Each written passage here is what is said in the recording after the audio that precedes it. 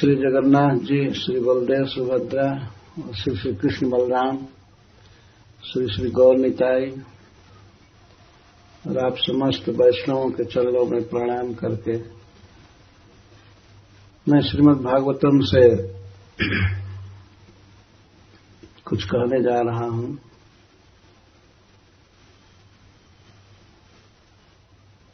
और यह मान करके कि यह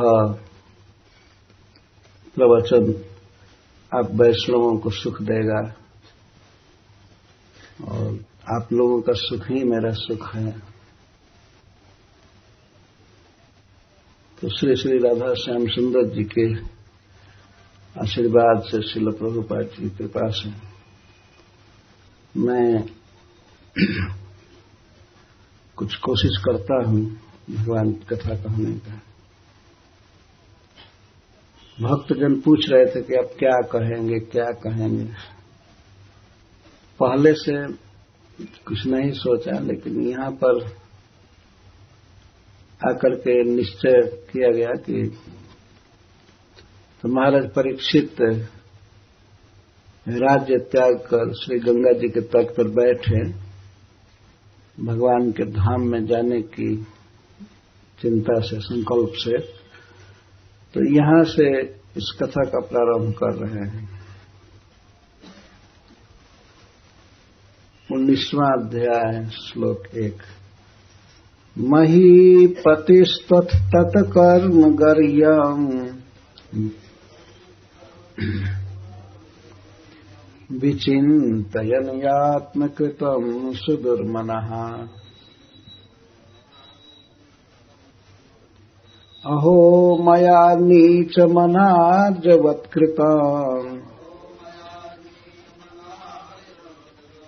निरागसी ब्रह्मणि गूढ़ तेजसी।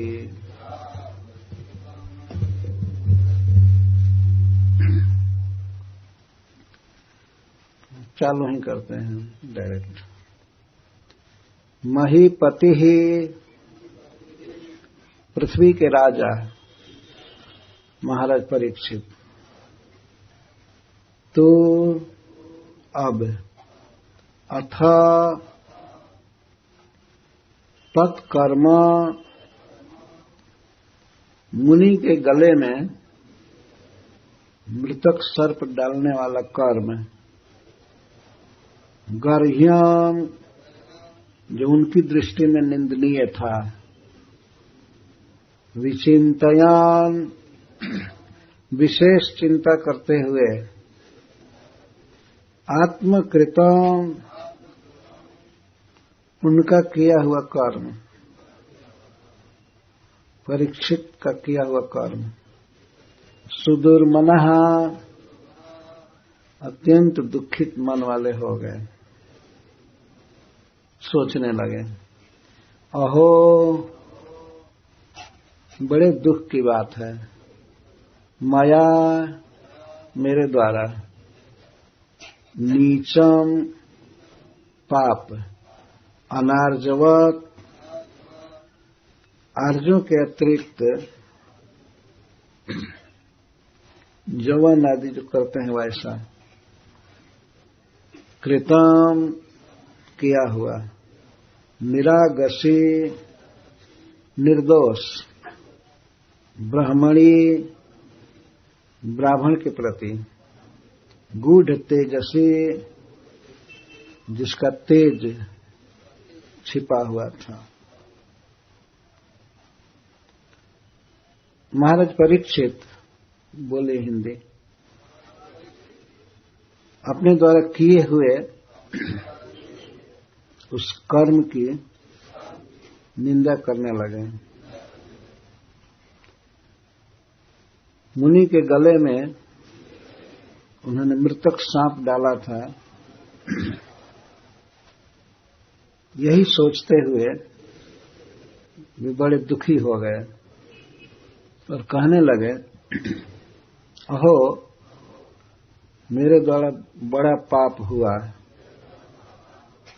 मैं अनार्ज जैसा कर्म किया, एक निरपराध निर्दोष ब्राह्मण के गले में सांप डाला। वास्तव में ब्राह्मण बड़े तेजस्वी हैं, परंतु अपने तेज को वे गुप्त रखे थे।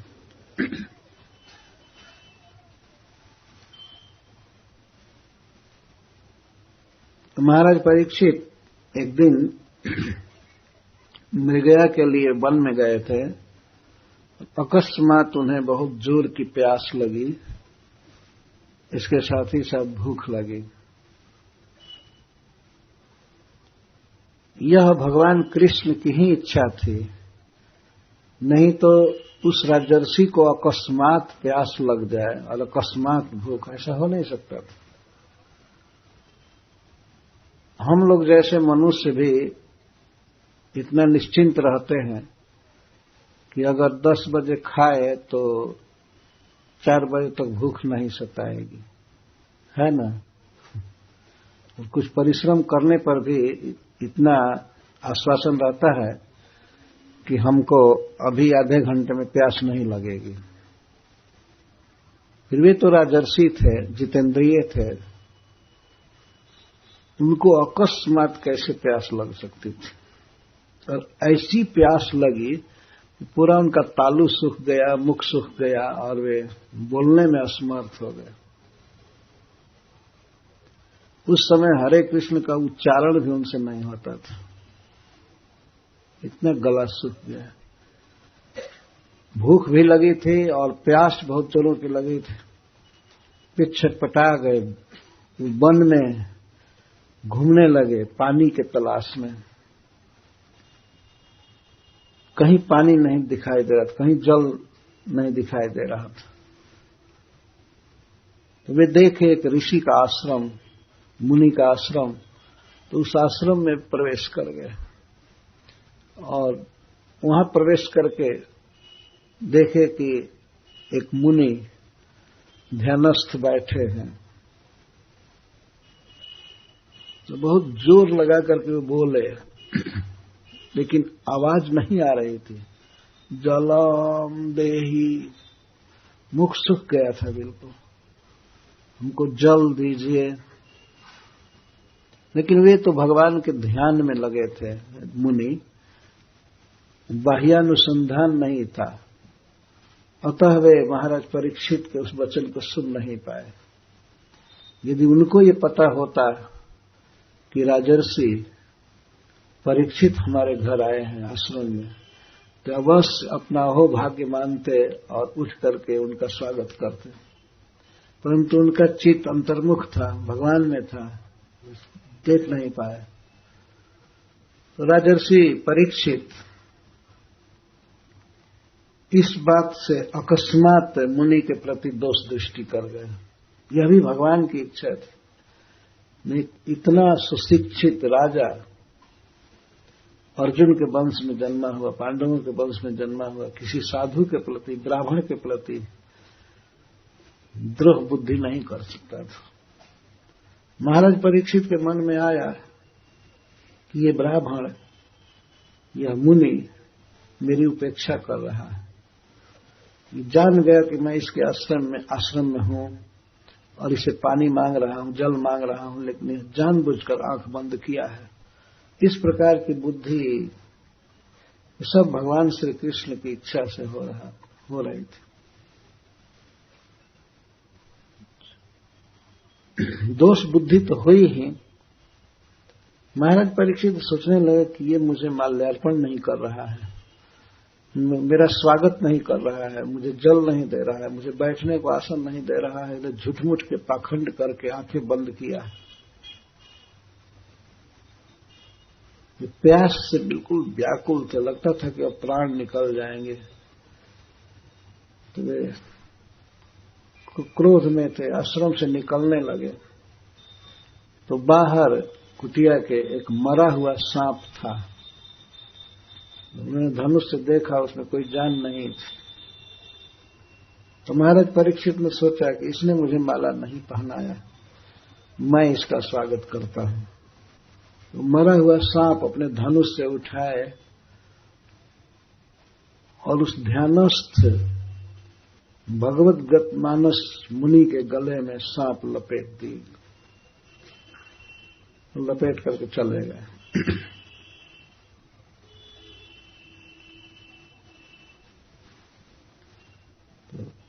इधर उस मुनि का, समीक मुनि का पुत्र अन्य ऋषि बालकों के साथ खेल रहा था। किसी दूसरे बालक ने उससे कहा, तुम्हारे पिता को सांप काट दिए, डंस दिया। वैसे केवल सांप देखा तो समझा कि इनको सांप डंस दिया है, और ध्यान में थे ही, निश्चेष्ट बिल्कुल थे। तो वो बच्चा, जिसका नाम था श्रृंगी ऋषि, बच्चा नहीं था, बड़ा हो गया था, तो बिना सोचे समझे उसने कौशिकी नदी का जल उठाया, हाथ में ले लिया और महाराज परीक्षित को सांप दे दिया। महाराज परीक्षित सामने नहीं थे, तो कहा जिस व्यक्ति ने, अर्थात परीक्षित ने, हमारे पिता के गले में सांप डाला, हमारे पिता की मृत्यु हो गई, तो उसको भी दोष बुद्धि हुई कि हमारे पिता की मृत्यु हो गई, अतः उसने क्रोध में सांप दे दिया कि आज से 7वें दिन इस दुष्ट को तक्षक सर्प डसेगा। जल से उसने सांप दिया और आया, आश्रम में तुरंत आया, आकर के देखा कि सचमुच पिताजी मार गए। इस सब कुछ भगवान की प्रेरणा से हो रहा था। वो रोज जोर से रोने लगा, उनके पास पहुंच करके, हाय पिताजी आपकी मृत्यु हो गई, हाय हाय, ऐसे करने लगा। जब वह जोर से रोने लगा तो मुनि उठे, जगह बाह्य वृत्ति उनकी हुई, तो देख क्यों रो रहा है। तो उन्होंने पूछा, बेटा क्यों रुदन कर रहे हो, क्यों रो रहे हो। तो उसने कहा कि पिताजी मैं समझा था कि आपकी मृत्यु हो गई, किसी तरह चुप कराए, और उसने उसी आवेश में कह दिया कि हम आपके आश्रम में परीक्षित आया था, वो कुरुवंशी क्षत्रिय अधम, वो लगा कहने, वो अधम राजा है, और उसने आकर के आपके गले में सांप डाला, तो उसको मैंने सांप दे दिया है कि आज से 7वें दिन मर जाएगा, तक्षक सर्प डसेगा। तक्षक एक महाविषधर सर्प है जो नागलोक में रहता है, पाताल में।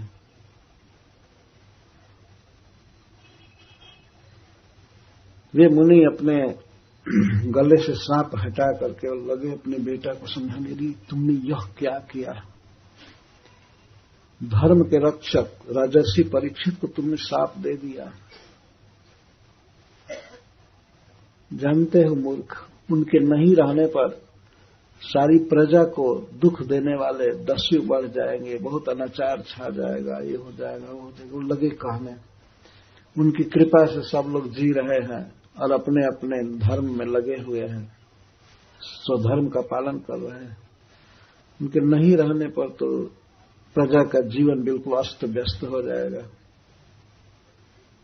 तुमने बहुत बड़ा पाप किया है।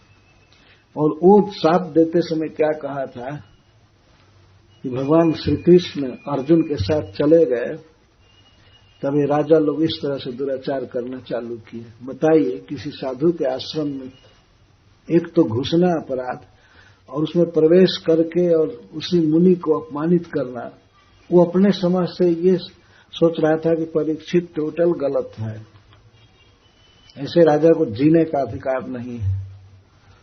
तो अपना ब्रह्मत्व, अपने ब्राह्मण का तपोबल दिखाया और शाप दे दिया। लेकिन जब समीक मुनि इस बात को सुने तो बहुत दुखी हुए, लगे समझाने, तुम्हें ऐसा नहीं करना चाहिए था। लेकिन अब तो बाण धनुष से निकल चुका था। बहुत समझाए और अंत में उन्होंने अपने एक शिष्य को भेजा हस्तिनापुर महाराज परीक्षित को संवाद देने के लिए कि महाराज अब आपको केवल 7 दिन जीना है, 7वें दिन आपकी मृत्यु हो जाएगी। हमारे नालायक पुत्र ने आपको शाप दे दिया है। महाराज, मैं आपको इसलिए सूचना दे रहा हूं कि 7 दिन आपके जीवन के बाकी हैं। आपको जो भी काम करना है, जिस कर्म से आपको आपकी सद्गति होगी, आप भगवान के धाम में जाएंगे, वो काम कर लीजिए। कृपया क्षमा कीजिए इस अबोध बालक को। इसके पहले ही महाराज परीक्षित अपने कर्म पर शोक प्रकट कर रहे थे, रास्ते में भी और घर पहुंचने पर भी। तो यहां से चालू करते हैं सूत जी एक कथा। नैमिषारण्य में शौनकादि ऋषियों के सभा में सूत गोस्वामी प्रवचन कर रहे हैं। मही पतिस्त तत्कर्म गर्ह्यम विचिंतयन आत्मकृतम सुदुर्मना। महाराज अपने कर्म की याद करके कि मैंने एक ब्रह्मर्षि के गले में सर्प निक्षेप किया, उसके कारण वे बहुत दुखी थे, बड़ा उन्हें शोक हो रहा था। जो कोई बड़ा व्यक्ति कुछ गलत कर बैठता है तो उसको उसके लिए पश्चाताप होता है कि मैंने गलत किया। नीच आदमी गलत करके भी पश्चाताप नहीं करते हैं, उससे तो मैंने अच्छा किया, उल्टा विचार होता है। लेकिन परीक्षित तो सर्वोत्तम व्यक्ति थे, भगवान के परम भक्त, पांडवों के वंश में जन्म लिए थे। तो वे अपने कर्म के लिए शोक प्रकट कर रहे थे, सोच रहे थे। सुदूर मना, मन में बहुत चिंता हो रही थी, बहुत ग्लानि हो रही थी, निंदा कर रहे थे अपने कर्म की। तो सोच रहे थे, क्या सोच रहे थे? 2.5 श्लोक में सूत गोस्वामी इसको कह रहे हैं। महाराज परीक्षित सोचते हैं, अहो मया नीच मनार्जवत कृतम निरागसी ब्रह्मणि गुणते से। हाय हाय, मैंने बड़ा पाप किया। मैं नीचम का अर्थ पापम, मैं बहुत बड़ा पाप किया। एक ब्राह्मण के प्रति मैंने अपराध किया। वास्तव में ब्राह्मण गूढ़ तेजसी, गूढ़म गुप्तम तेजो जस्य तस्मिन, उस ब्राह्मण का तेज में पहचान नहीं पाया, छिपा हुआ तेज सा। वे भगवान के परम भक्त थे और हमारा उन्होंने कोई अपराध नहीं किया था। निरागसी, आगस नहीं किए थे, कोई पाप नहीं किए थे, अपराध नहीं किए थे। ऐसे ऋषि के प्रति मैंने दुर्व्यवहार किया। मेरा यह कर्म अनार्ज जैसा है, आर्ज जैसा नहीं है। आर्ज कहते हैं जो वेदों को मानते हैं, भगवान के भक्त हैं, ऐसे लोगों को आर्ज कहा जाता है।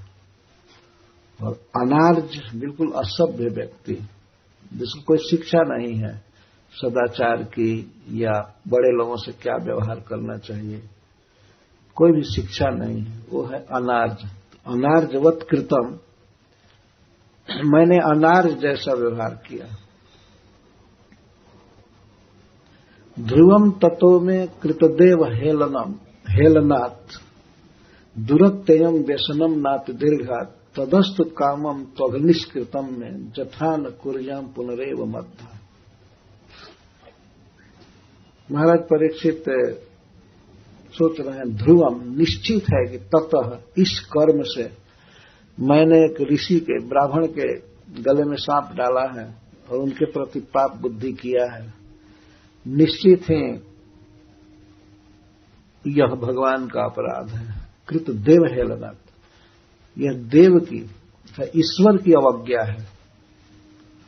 भगवान की आज्ञा है वेदों में, शास्त्रों में कि ब्राह्मणों का आदर करना चाहिए, बड़े लोगों को प्रणाम करना चाहिए। तो मैंने मुनि का जो अपमान किया है, वास्तव में ईश्वर की आज्ञा का उल्लंघन किया है। देव का अर्थ है पूज्य, कोई भी देवता या बड़ा व्यक्ति पूज्य। लेकिन अगर केवल देव का प्रयोग किया जाए, ये न कहा जाए कौन देव, तो उसका अर्थ होता है भगवान श्री विष्णु कृष्ण। तो मैंने देव हेलन किया है, ईश्वर की अवज्ञा किया है। अतः इस काम से निश्चित ही ध्रुवम मुझ पर बहुत बड़ी विपत्ति आएगी, बहुत बड़ा दुख आएगा। ध्रुवम तत्व में कृतदेव हेलनाथ दुरत्ययम व्यसनम नाति दीर्घात, मुझ पर बहुत दुख आएगा जिसको पार करना कठिन होगा। दुरत्ययम व्यसनम, व्यसनम दुखम, दुरत्ययम अपारणीय, जिसका पार पाना कठिन है, ऐसा वो संकट आएगा। न अति दीर्घात, और देर से नहीं, तत्काल कोई न कोई संकट आएगा। ऐसा मैं चाहता हूं, तद अस्तु, मैं चाहता हूं कि हम पर कोई बहुत बड़ा दुख आवे। कामम, अब असंकोच के साथ आवे, संकोच न करे वो विपत्ति हम पर आने में, यथेच्छ रूप से आवे। तो अग्निष्कृताय, क्यों प्रार्थना कर रहे हैं कि यह मुझ पर विपत्ति आवे? अग्निष्कृता, इससे मेरे पाप का प्रायश्चित हो जाएगा। ऐसा दुख आना चाहिए कि मेरे पाप का पूरा पूरा प्रायश्चित हो जाए। जथा न कुर्याम पुनरेव मद्धा, जिससे मैं पुनः इस प्रकार का पाप न कर सकूं। ये प्रार्थना है महाराज परीक्षित में।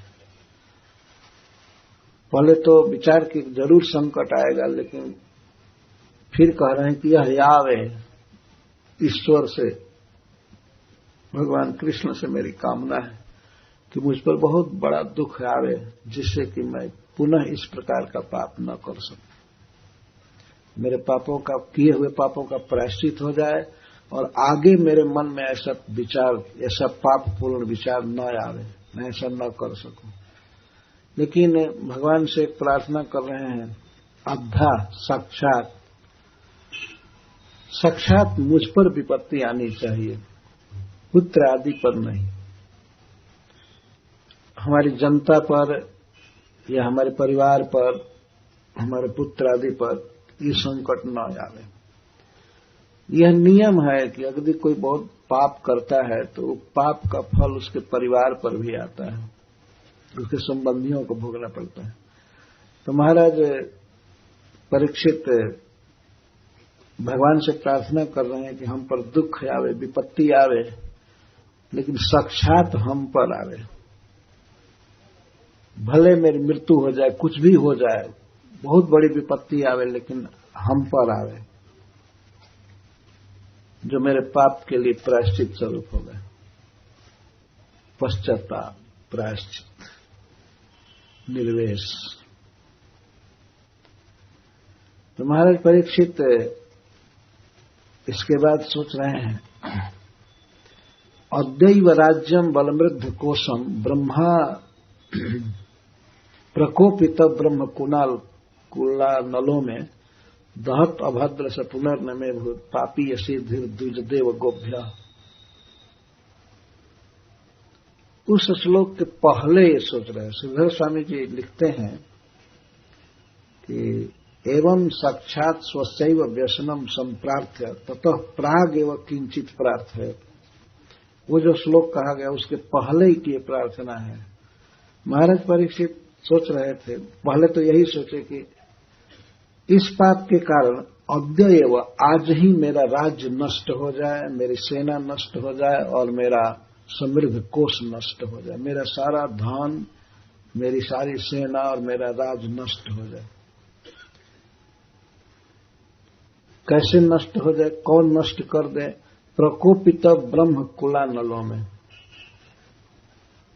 प्रकोपितम ब्रह्म कुल, ब्राह्मण कुल ही आग है, अग्नि है, और उस अग्नि से, अग्नि मेरे राज्य को, धन को और सेना को जला दे, दहतु, जिससे कि मुझे नीच की, अभद्र की पुनः ऐसी बुद्धि न हो पावे देवताओं के प्रति, ब्राह्मणों के प्रति और गौओं के प्रति। द्विजदेव गोभ्य, इनको पापी या सिद्धि, इनको पीड़ा देने वाली बुद्धि मेरे पास न रहे, मेरा राज्य समाप्त हो जाए। पहले तो शुरू में उन्होंने यही कहा कि मेरा राज्य समाप्त हो जाए और मेरी सेना नष्ट हो जाए मेरा समृद्ध कोष खजाना नष्ट हो जाए। लेकिन कुछ देर के बाद, कुछ काल के बाद प्रार्थना करते हैं, नहीं नहीं, जो कुछ भी हो मुझ पर वो विपत्ति आवे, चाहे कुछ भी हो, हमारी प्रजा पर और हमारे पुत्र आदि पर न आवे। ये प्रार्थना करें, ये पहले की प्रार्थना है। इस तरह से वे सोच रहे थे, हम पर कोई विपत्ति आवे, हे भगवान हमको भारी दुख में डाले, जिससे मेरे पाप का प्रायश्चित हो जाए। इसी समय समीक ऋषि का भेजा हुआ उनका शिष्य आकर के महाराज परीक्षित को सूचना दिया।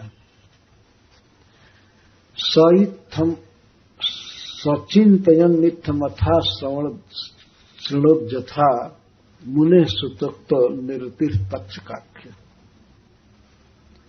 महाराज परीक्षित चिंता में पड़े थे और प्रार्थना कर रहे थे कि हम पर भारी दुख आवे, विपद आवे।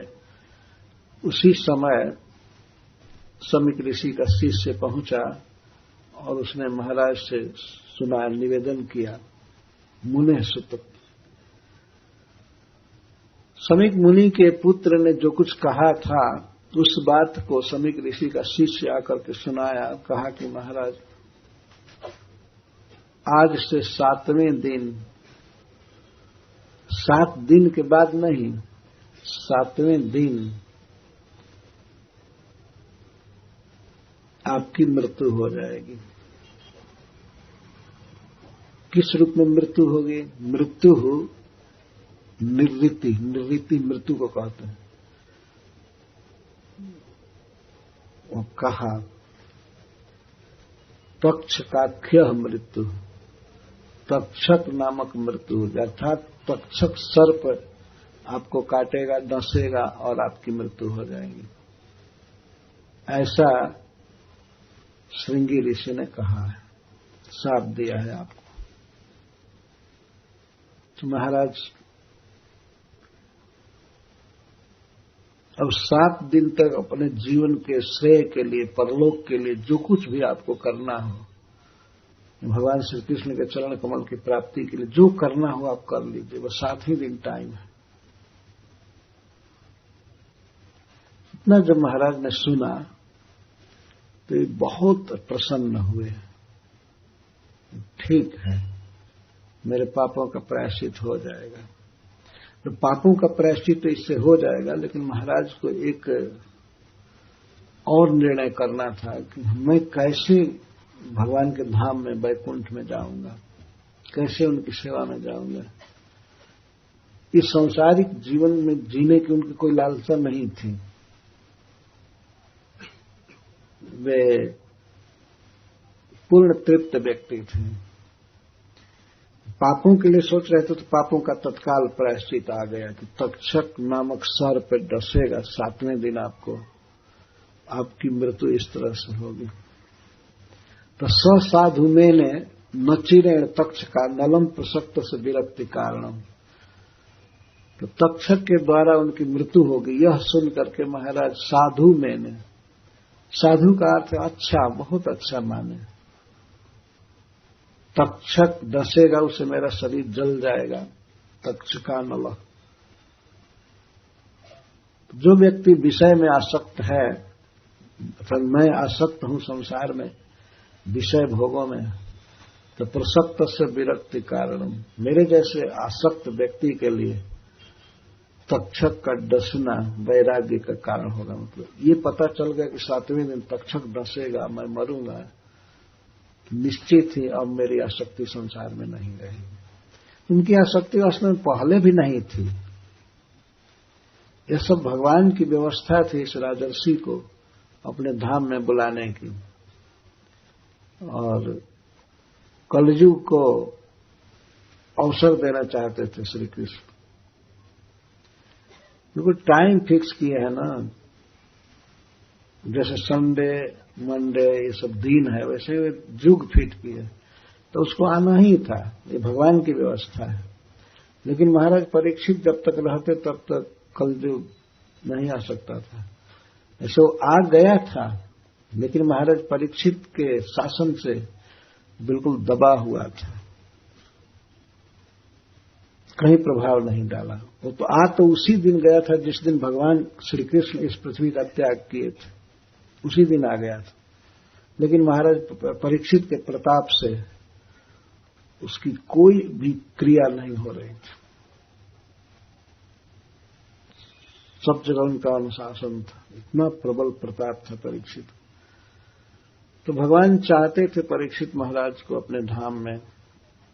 अतः परीक्षित में इस तरह की प्यास भरना, भूख भरना, फिर ब्राह्मण के प्रति द्वेष बुद्धि भरना, ये सब हुआ।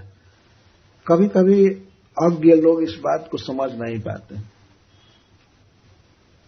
परीक्षित महाराज के प्रति दोष दृष्टि करते हैं, पर उन्हें थोड़ा विचार करना चाहिए। जिस परीक्षित की रक्षा भगवान ने गर्भ में ही कर ली और अश्वत्थामा के ब्रह्मास्त्र से, तो क्या वे ब्राह्मण के साप से रक्षा नहीं कर सकते थे?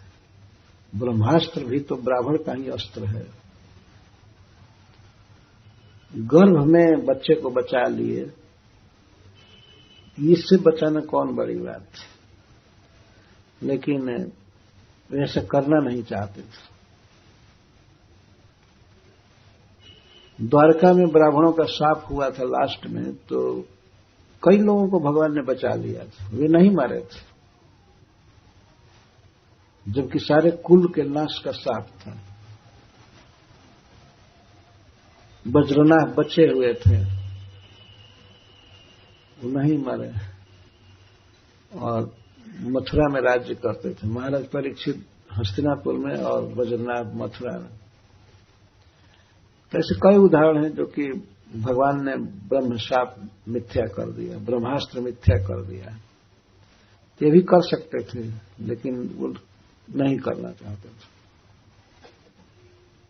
तो कभी कभी लोग कहते हैं कि महाराज परीक्षित अपने सिर पर, मस्तक पर सोने का मुकुट बांधे थे और उन्होंने सोना में स्थान दिया था कलयुग को, इसीलिए कलयुग उनके मस्तक पर चढ़ गया। वास्तव में कलयुग उनके कपार पर नहीं, उस ब्राह्मण के कपार पर चढ़ा जो शाप दिया था, श्रील प्रभुपाद जी कहते हैं। और कलयुग अपने समय में ब्राह्मणों के मस्तक पर ज्यादा रहेगा।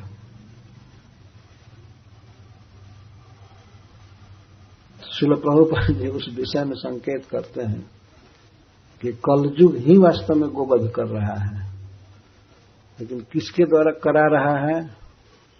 जो बड़े बड़े मिनिस्टर हैं, उनके कपार पर चढ़ा हुआ है, उनके सिर पर सवारी किया है, उनकी बुद्धि को नष्ट करके, और ये सब हिंसा के काम, जीवों को दुख देना, व्यभिचार, चोरी आदि सब कुछ, इनसे वो करा रहा है। तो वो परीक्षित को पसंद नहीं करता था, क्योंकि परीक्षित कलयुग के चाल को रोक दिए थे। तो वह परीक्षित पर नहीं चढ़ सकता था, इतना प्रताप था परीक्षित महाराज। तो एक ब्राह्मण के कपार पर चढ़ गए और उसके द्वारा राजा को हटाया, इनडायरेक्ट में ऐसे काम किया। तो ये जितने भी कलयुग के एजेंट हैं, वे डायरेक्ट कुछ नहीं करते हैं, कानून बना बना कर करते हैं, संविधान ऐसा करो, ऐसा करो, ऐसा करो। ये सब कलयुग की एजेंसी खोले हुए हैं। नहीं तो इस देश में गोहत्या हो।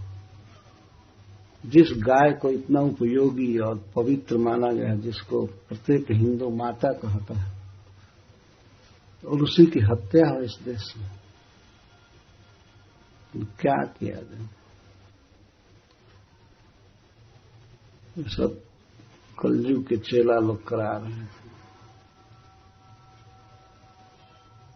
तो वास्तव में कलयुग परीक्षित पर सवार नहीं था, सवार था वो ब्राह्मण के कपार पर।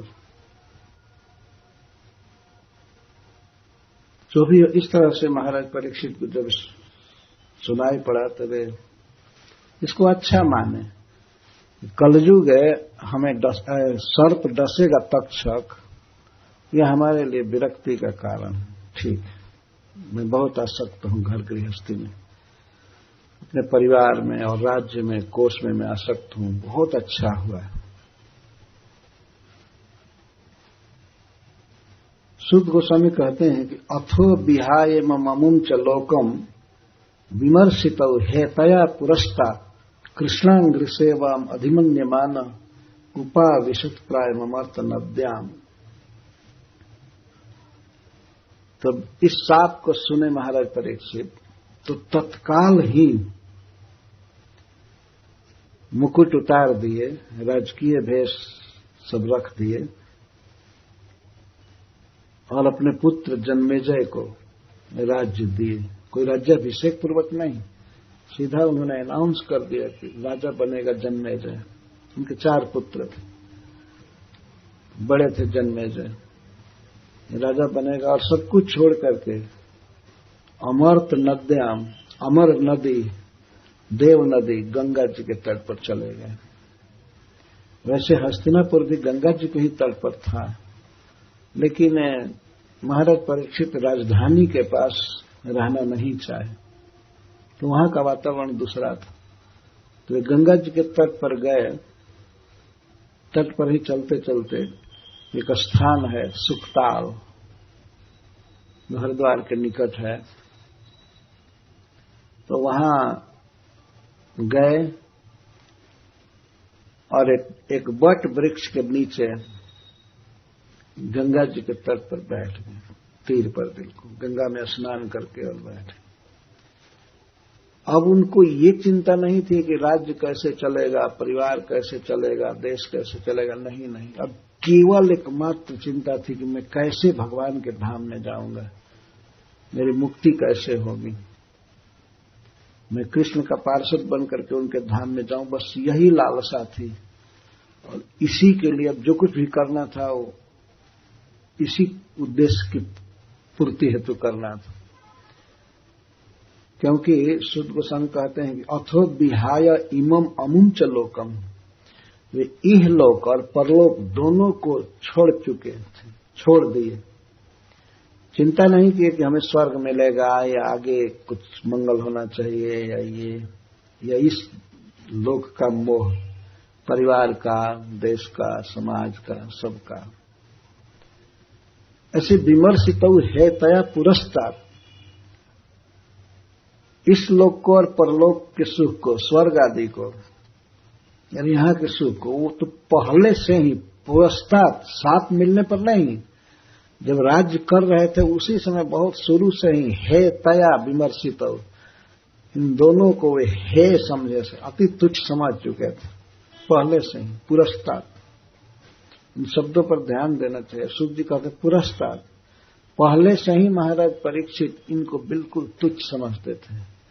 इस लोक के भोग और परलोक के, स्वर्ग आदि के भोग, दोनों को हे तया विमर्शित, दोनों को ये तुच्छ समझते थे। इनमें कुछ भी सुख नहीं है और इनकी कोई उनके अंदर लालसा नहीं थी। जो पहले से ही निश्चित कर चुके थे, जब राजा थे, राज्य करते थे, उसी समय इनको हे समझते थे। अतः विहाय इमम अमुम च, दोनों लोकों को, लोक परलोक दोनों को विहाय छोड़ करके कृष्णांग्रि सेवाम अधिमन्यमान, इस लोक के भोगों को और परलोक के भोगों को भी वे बिल्कुल हीन समझते थे। पर श्रेष्ठ किसको समझते थे जीवन में, पुरुषार्थ के रूप में वे किसको मानते थे? तो कृष्णांग्रि सेवाम, श्री कृष्ण के चरण कमल की सेवा को, कृष्ण भक्ति को, प्रेम को ही अपने जीवन का परम पुरुषार्थ मानते थे। कृष्णांग्रि सेवाम अधिमन्यमान, कृष्णांग्रि सेवा को, अंग्रि अर्थ चरण, कृष्ण चरण की सेवा को, भगवान की सेवा को, श्री कृष्ण की सेवा को ही अधिमन्यमान, सबसे अधिक मानते थे, इसी को महत्व देते थे मन में। जैसे आजकल संसारिक लोग खाना पीना सुख भोगना, बस इसी को अधिक मानते हैं और भगवान के भजन की बात कही जाती है तो हाँ वो भी करते हैं, ठीक है, लेकिन ये देखना है ना पहले। कभी कभी ऐसे कर, पहले ये देखना है ना, पहले या पीछे सब समय कृष्ण को देखना है। ये है वास्तविक संत का, राजा का लक्ष्य। महाराज परीक्षित के लिए सुखदेव सुद गोस्वामी कहते हैं, कृष्णांघ्रि सेवाम अधिमन्यमान। इसका अर्थ लिखते हुए श्रीधर स्वामी जी कहते हैं,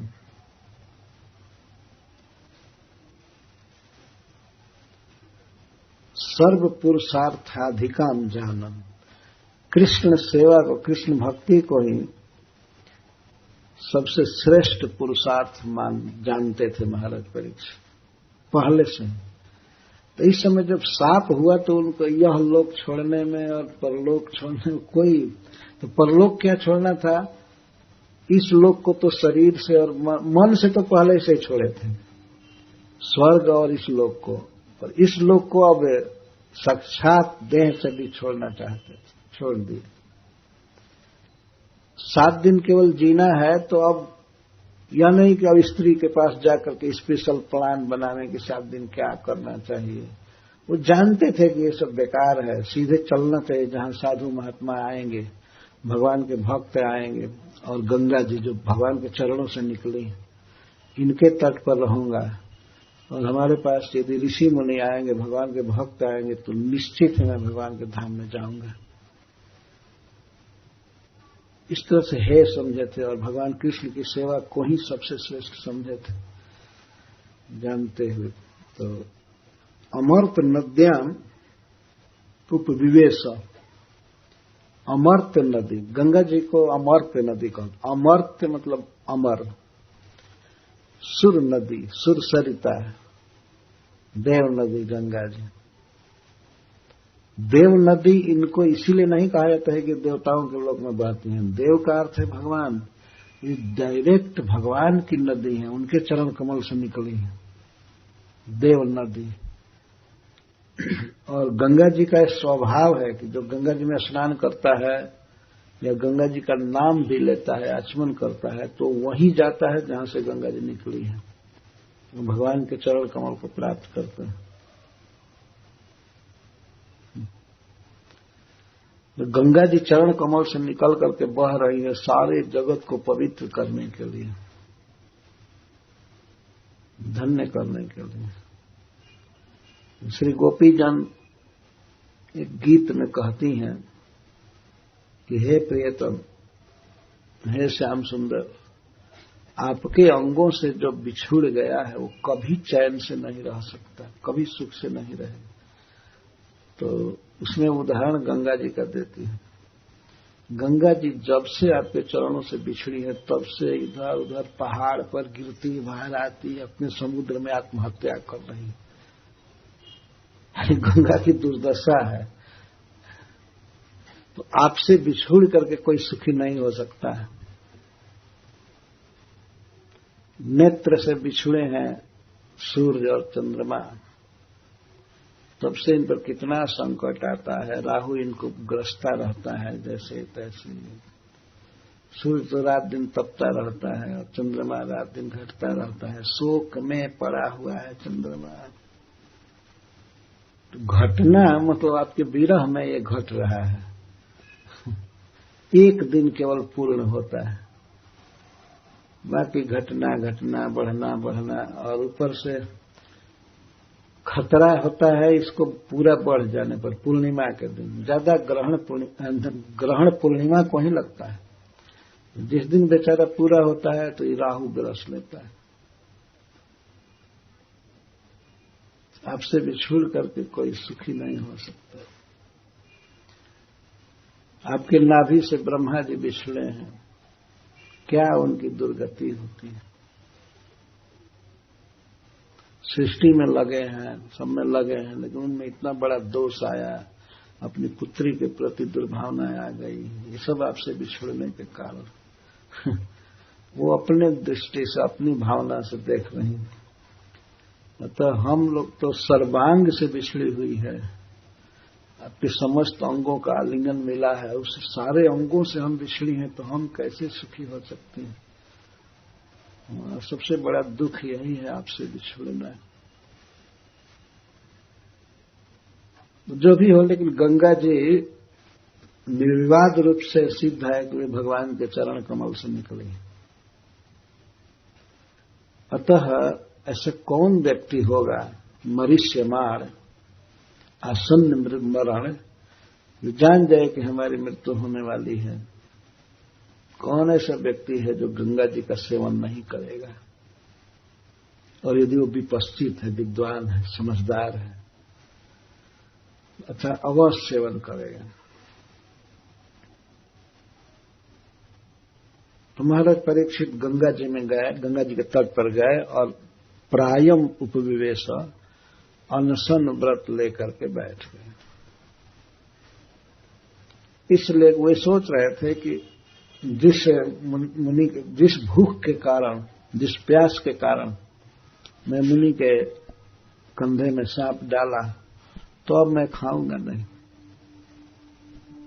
और पीऊंगा नहीं। और एक उद्देश्य यह भी था, नहीं खाऊंगा, नहीं पीऊंगा तो मेरा शरीर शुद्ध रहेगा, मुझे भगवान का स्मरण अधिक आएगा और मैं उनके चरणों में जाऊंगा। ये सोच कर बताइए, वे के अखंड पृथ्वी के राजा थे,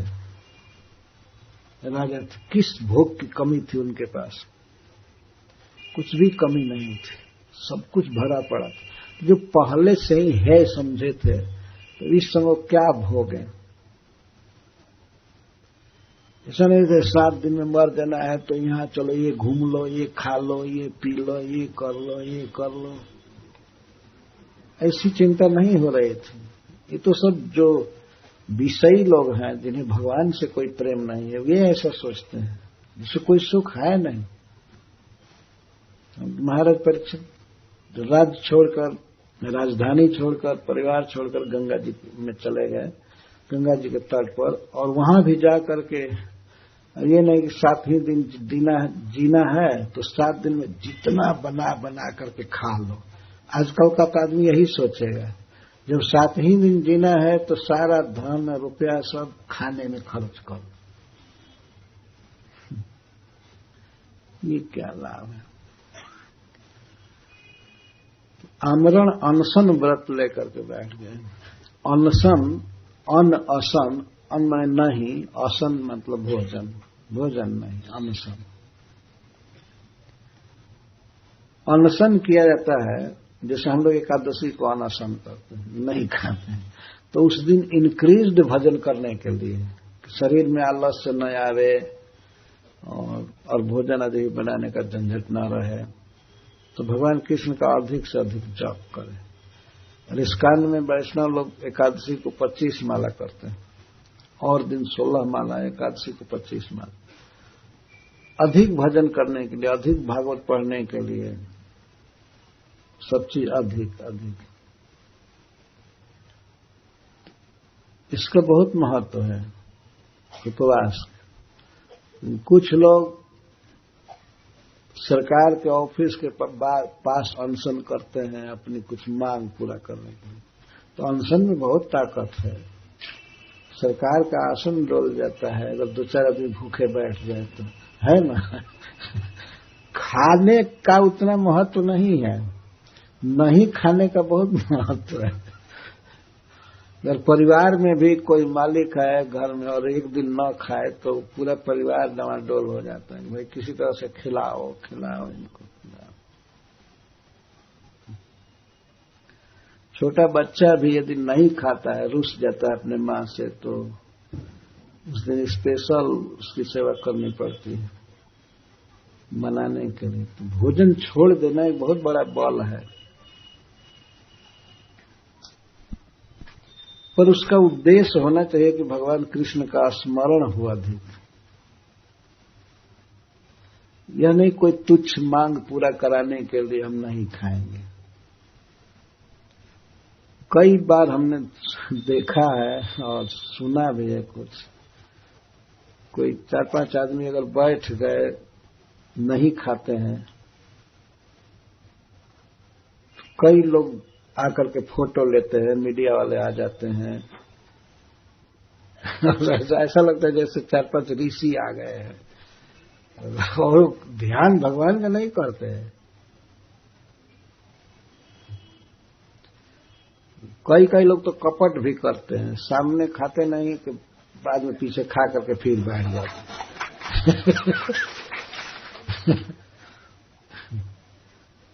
मैं इस पर कह रहा हूं कि महाराज परीक्षित भोजन त्याग कर, जल त्याग करके बैठ, जो जल भी त्याग दिए थे। ऐसा नहीं कि अनशन किए हैं तो अन्न नहीं खाए लेकिन जूस पी रहे। कई सरकार के आदमी लग जाते हैं कि इनको खिलाना है, अनशन नहीं करने देते हैं, तुड़वा देते हैं, या उठा करके ले जाते हैं अलक्षित स्थान में, जनता के सामने अनशन न करे।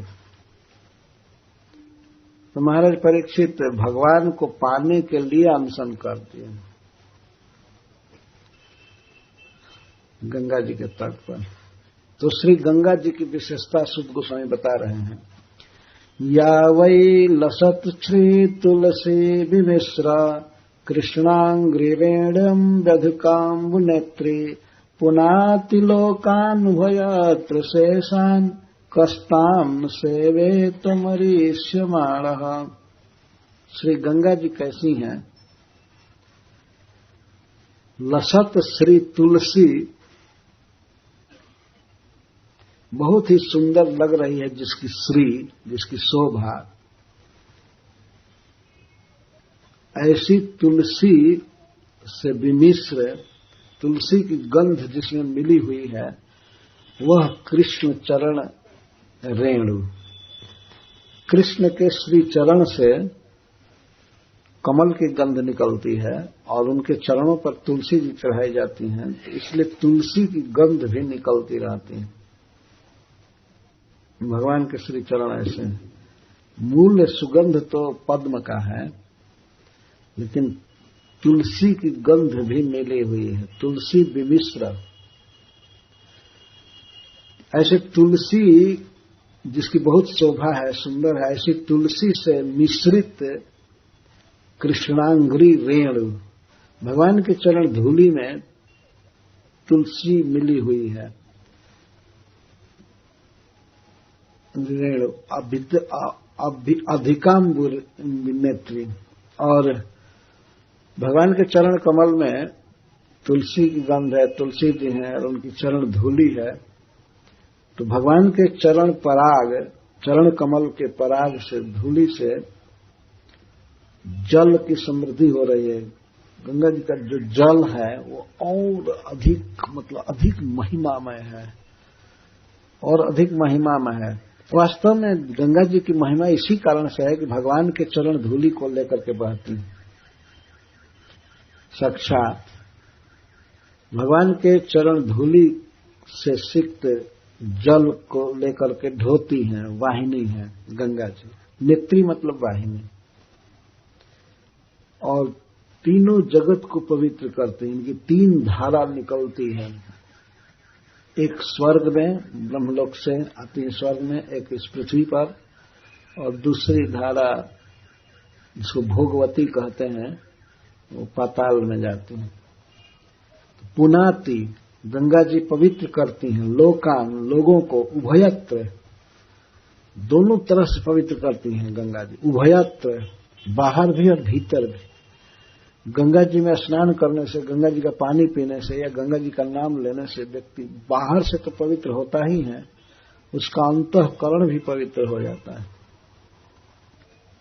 भीतर भी पवित्र हो जाता है, बाहर से पवित्र होता है। ऐसी गंगा जी लोगों को पवित्र करती हैं स ईशान, उनके स्वामियों के साथ, लोकपालों के साथ, इंद्र आदि लोकपालों के साथ सभी जीवों को पवित्र करती हैं। तो कस्ताम सेवे तमरिष्यमाण, तो फिर मरणासन्न व्यक्ति क्यों नहीं गंगा जी का सेवन करेगा? कौन ऐसा है जो सेवन न करे? तो श्रीपद सिद्धेश्वर स्वामी जी कहते हैं कि जिसकी मृत्यु होने वाली है उसको आसन्न मरण कहते हैं। आसन्न मृत्यु, निकट आने वाली है मृत्यु, निकट आ गई है। तो एक बात कहते हैं कि कौन जानता है कि उसकी मृत्यु कब होगी, इसलिए मृत्यु को निकट मान करके ही चलना चाहिए। काल गहे करके लोग सोचते हैं कि नहीं अभी इतना साल हम नहीं मरेंगे, इतना साल नहीं मरेंगे। कौन गारंटी दे सकता है? क्या हिरण्यकश्यप मानता था कि प्रहलाद जी को जब मारने चला तो अभी वो मरेगा? वो तो सोचता था हमको मरना ही नहीं है। वर्ष में कोई अवधि नहीं बांधी गई। सारे देवता जानते थे और हिरण्यकश्यप जानता था कि वो मरने वाला नहीं है, लेकिन भगवत द्वेष के कारण क्षण भर में मार दिया गया, फाड़ दिया गया नृसिंहदेव के द्वारा। उतने बलवान का भी कोई गारंटी नहीं है कि कितना दिन जिएगा,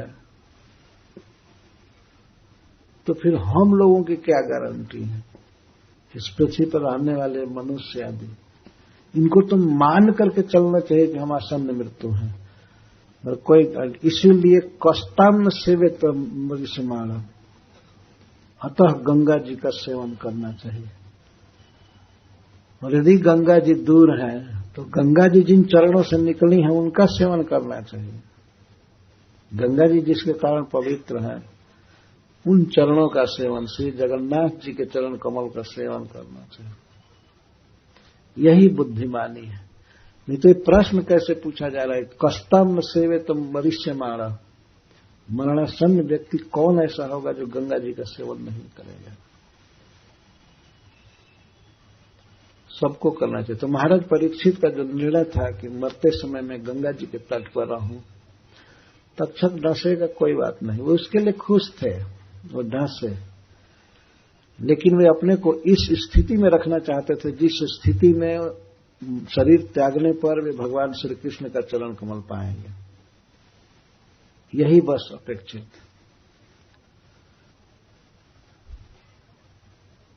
ऐसा नहीं कि अपरीक्षित महाराज उपाय करें और चारों तरफ लोहा का जंजीर या मोटी दीवार बनावे कि तक्षक आगे ही नहीं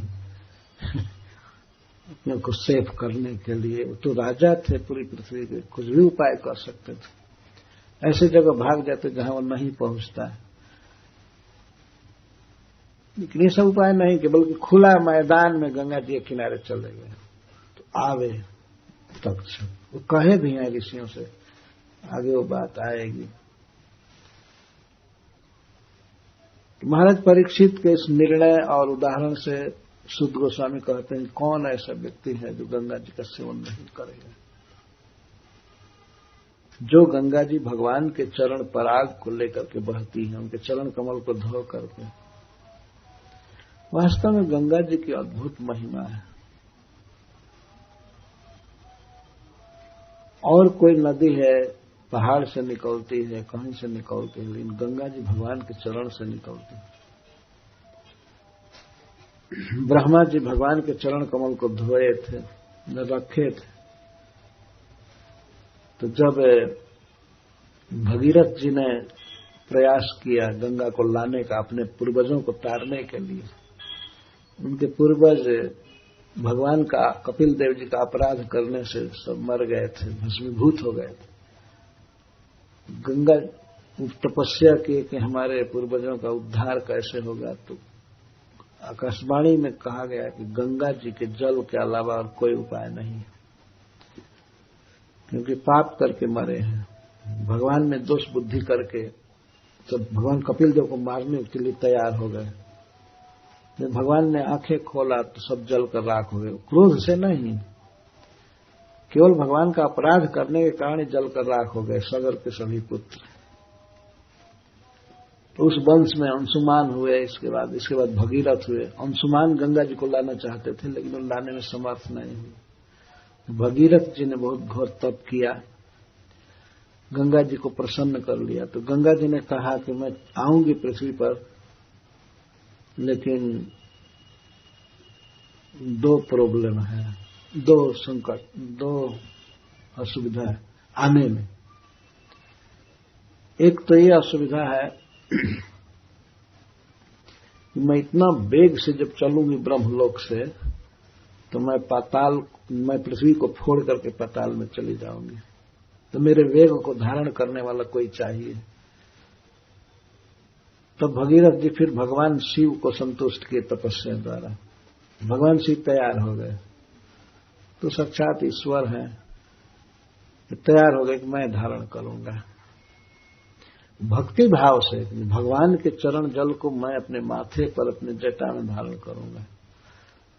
इतना आदर किए हैं भगवान शिव, भगवान कृष्ण के चरण जल को, तैयार हो गए। दूसरी समस्या थी, गंगा जी ने कहा कि मैं परम पावन हूं, पवित्र हूं, पृथ्वी पर जाऊंगी तो अनेक पापी लोग आया करके मुझ में अपना पाप धोएंगे, मैं अशुद्ध हो जाऊंगी बिल्कुल। दुनिया भर से आएंगे, हमें स्नान करेंगे तो मैं अपवित्र हो जाऊंगी, तो मैं अपना पाप कहां धोऊंगी। ये समस्या थी गंगा जी के लिए। तो भगीरथ जी ने कहा कि माता जी आप तो अपवित्र हो नहीं सकती, लेकिन ऐसा मानती हैं कि मैं अपवित्र हो जाऊंगी। तो भगवान कृष्ण को हृदय में धारण करने वाले, विष्णु को हृदय में धारण करने वाले भक्त जन जब आप में स्नान करेंगे तो आपका पाप खत्म हो जाएगा। तब गंगा जी ने मान लिया, हाँ तब तो कोई बात नहीं, मैं चलूंगी पृथ्वी पर। तो श्री गंगा जी आई, रुद्र ने, भगवान शिव ने धारण किया जटा में आनंद के साथ, उनको गंगाधर कहते हैं। तो तब वे फिर आई हिमालय पर, इसका पृथ्वी पर। इस तरह से गंगा जी आई हुई है। तो सूत गोस्वामी कहते हैं ऋषियों की सभा में, कस्ताम न सेवेत, तम ने गंगाम, कौन ऐसा व्यक्ति है जो गंगा जी का सेवन नहीं करेगा। और कौन, हम प्रश्न करते हैं, कौन आसन्न मृत्यु नहीं है, कौन गारंटी दे सकता है कि उसकी मृत्यु अब नहीं होने वाली है। कोई ठीक नहीं है। मर्त्य कहते ही है मनुष्य को, मर्त्य का अर्थ है मरने योग्य, मर्त्य का यही अर्थ होता है, मरने योग्य, मरना ही जिसका स्वभाव है।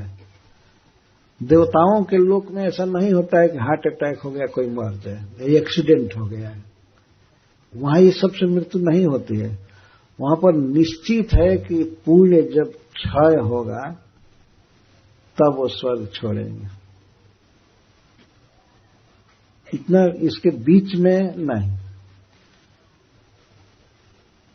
पुण्य क्षीणे पुण्य मर्तलोकम विसंति, क्षीणे पुण्य मर्तलोकम विसंति, स्वर्ग में जन्म लेने वाले देवता लोग पुण्य क्षीण होने पर मनुष्यों के समाज में विसंति प्रवेश करते हैं।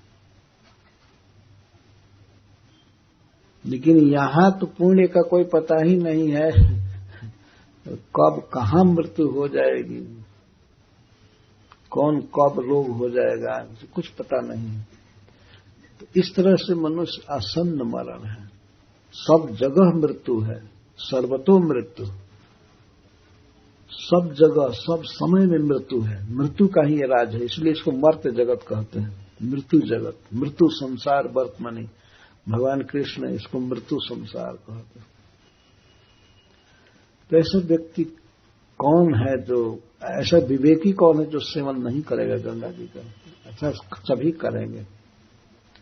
गंगा जी के सेवन का मतलब क्या है, गंगा जी में स्नान करना, गंगा जी का आचमन करना, गंगा जी की पूजन, गंगा जी का पूजन करना, गंगा जी का स्मरण करना कि भगवान के चरणों से निकलकर बह रही है। कि जहां है वहां से भी गंगा गंगा गंगा कोई कहे तो उसके अनेकों जन्मों का पाप नष्ट हो जाता है।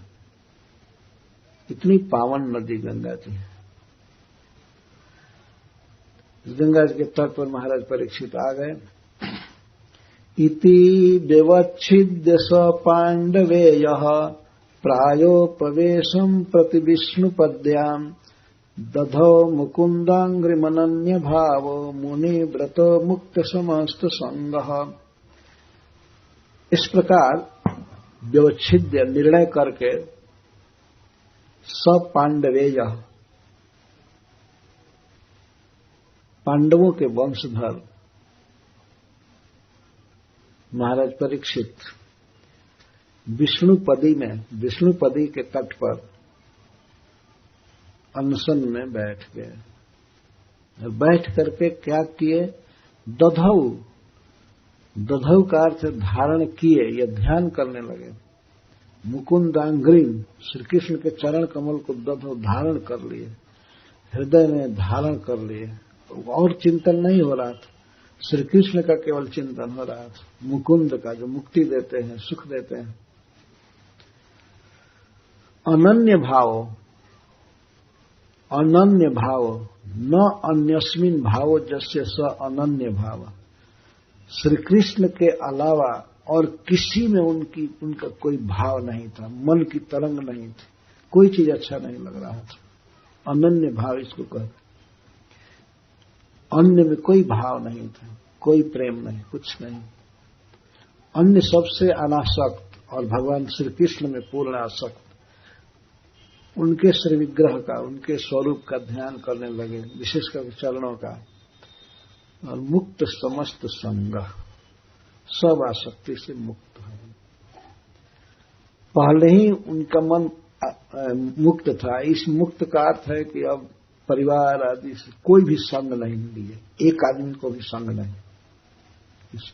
न कोई मिनिस्टर चल सकता था उनके सामने, कोई नहीं, कुछ नहीं, न किसी का कोई चिंतन। मुक्त समस्त संग। मुनि व्रत धारण किए। मौन, संसारिक कोई बात नहीं बोलना है। ऐसा नहीं था, कुछ लोगों को बहुत जरूरी है, फोन करके चलो, कह दूं कि आप राज संभालिएगा, एक कीजिए, उसको मौन कर दो। मुनि व्रत, मुनियों जैसा, भगवान के भक्तों जैसा व्रत हो गया, विरक्तों जैसा व्रत। तो यहां इनको पांडवेय कह रहे हैं सूत गोस्वामी। क्यों न हो, पांडवों के वंश में जन्म लिए हैं।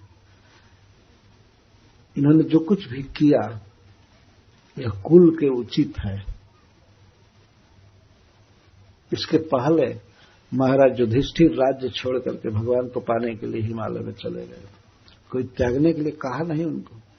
जब ही उन्होंने अर्जुन के मुख से सुना कि भगवान कृष्ण अपने धाम चले गए, महाराज युधिष्ठिर का वह अंतिम दिन था जबकि वे सिंहासन पर रहे, बस उसके बाद छोड़ दिए। जब सिंहासन पर बैठे ही नहीं, मुकुट उतार दिए, सिंहासन पर नहीं बैठे और राजकीय वस्त्र उतार करके फटा पुराना वस्त्र पहन करके हिमालय की तरफ चल दिए। जब युधिष्ठिर जा रहे थे तो भीमसेन भी चल दिए, अर्जुन भी चले, नकुल सहदेव, द्रौपदी, ये भी सब चल दिए। भगवान से इतना प्रेम था कि जब भगवान नहीं रहे तो हम क्या राजा रहेंगे, क्या जिएंगे। अब हम चल दिए। कहां चल दिए? श्री कृष्ण को पाने के लिए।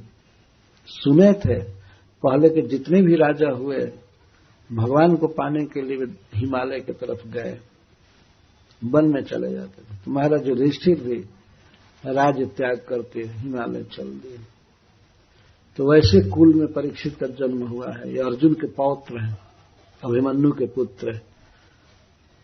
इन्होंने जो कुछ भी किया ये कुल के उचित है। वास्तव में धन्य है ये पांडव और पांडवे। मुनि व्रत का अर्थ उपशांत, बिल्कुल समस्त संग त्याग चुके थे। संग का अर्थ संपर्क और संग का अर्थ आसक्ति भी होता है। आसक्ति और संपर्क तक इतना समाज था, ये राजा थे, लेकिन कोई किसी का संग संपर्क त्याग दिए और आसक्ति तो त्यागे ही।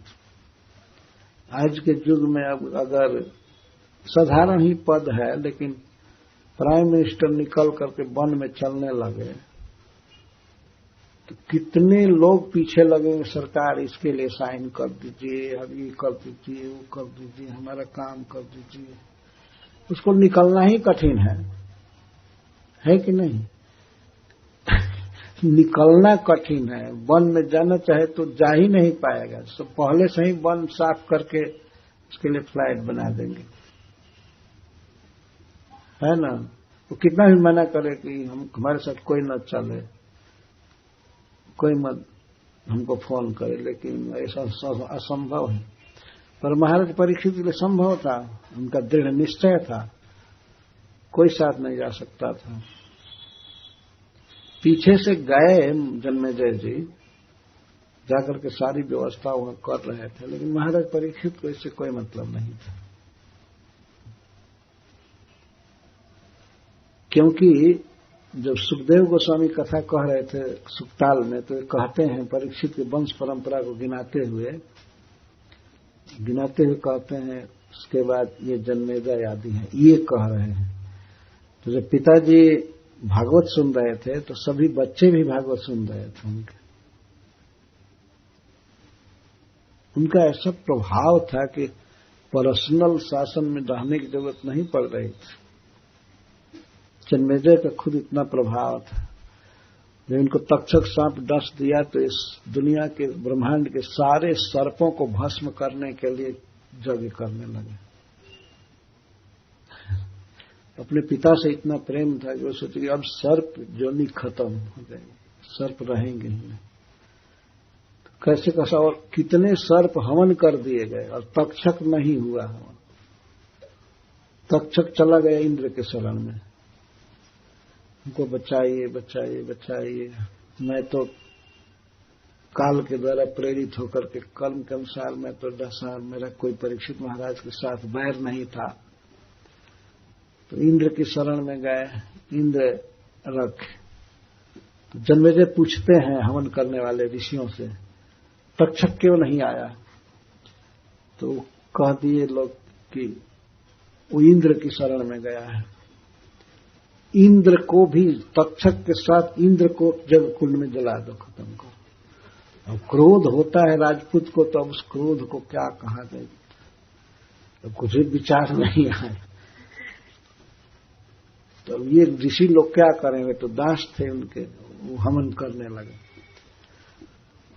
तो सिंहासन, जिस सिंहासन पर इंद्र बैठे तो सिंहासन के साथ इंद्र चलने लगे अब मंत्र के बल से जग कुंड में मरने के लिए। तब वो तक्षक, तुम भागो भागो भागो, तक्षक को हटा दिए, नहीं तुम जाओ, हम नहीं रक्षा करेंगे। तो तक्षक आने लगा, उसको छोड़ दिए इंद्र, तो आने लगा तो इधर से एक ऋषि रोक दिए अपने बल से,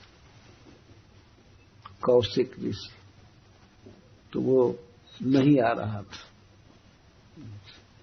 बाद में जन्मेजय महाराज को ज्ञान दिया गया कि महाराज ऐसे क्रोध में मत होइए, ये जीवन मरण सब ईश्वर का विधान है, लिखा हुआ है, तक्षक कारण नहीं है।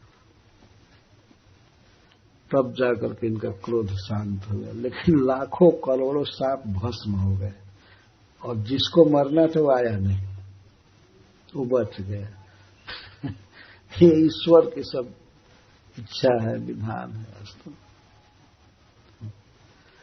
तो जन्मेजय भी श्रीमद् भागवतम सुन रहे थे और इनके 3 भाई और थे, वे भी सब सुन रहे थे। हम सब बाद में गए थे उसी दिन तत्काल।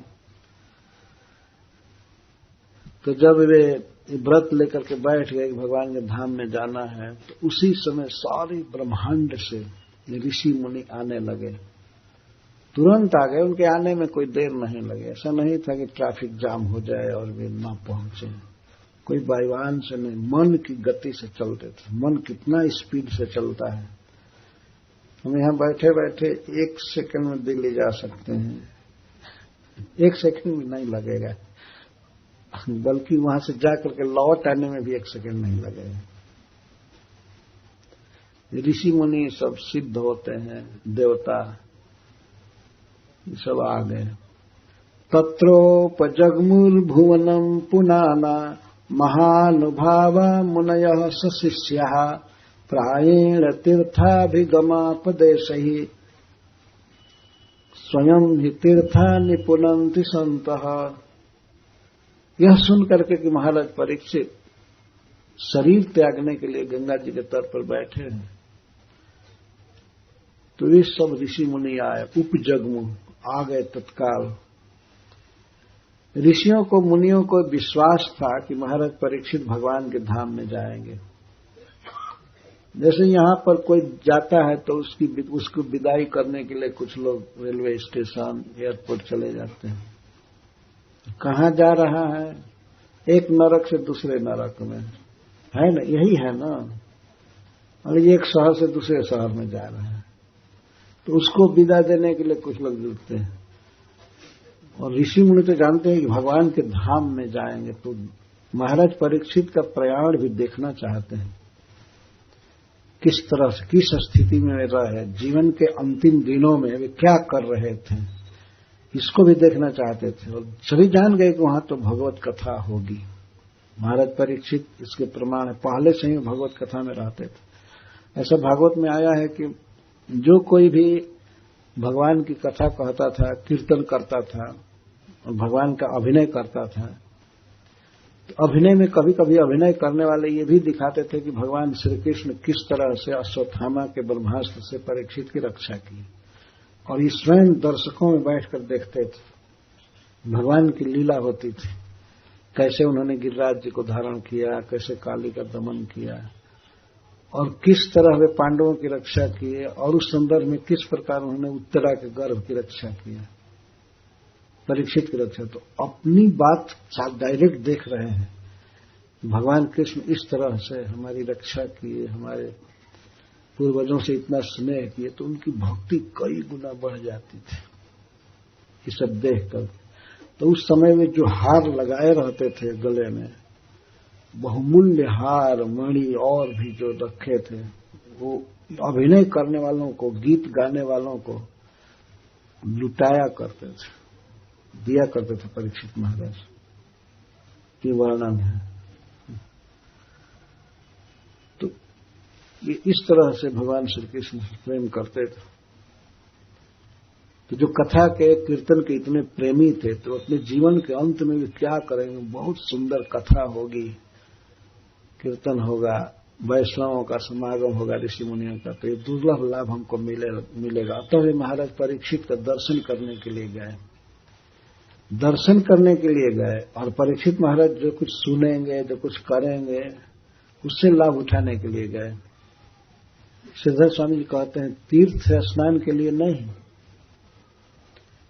ऐसा नहीं समझना चाहिए कि अब तीर्थ स्नान के लिए जुटे। स्नान तो करेंगे ही, तो वैष्णव है, सदाचार परायण, लेकिन गए महाराज परीक्षित का दर्शन करने के लिए, देखेंगे कि व्यक्ति भगवान के धाम जा रहा है।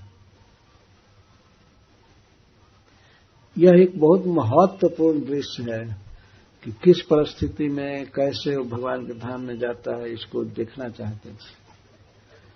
इसका बड़ा महत्व है कि एक विशिष्ट चेतना में स्थित होकर के, निश्चिंत भगवान के प्रेम से भरा हुआ मन है, कान लगा है, वाणी लगी है, और व्यक्ति भगवान के धाम में जा रहा है।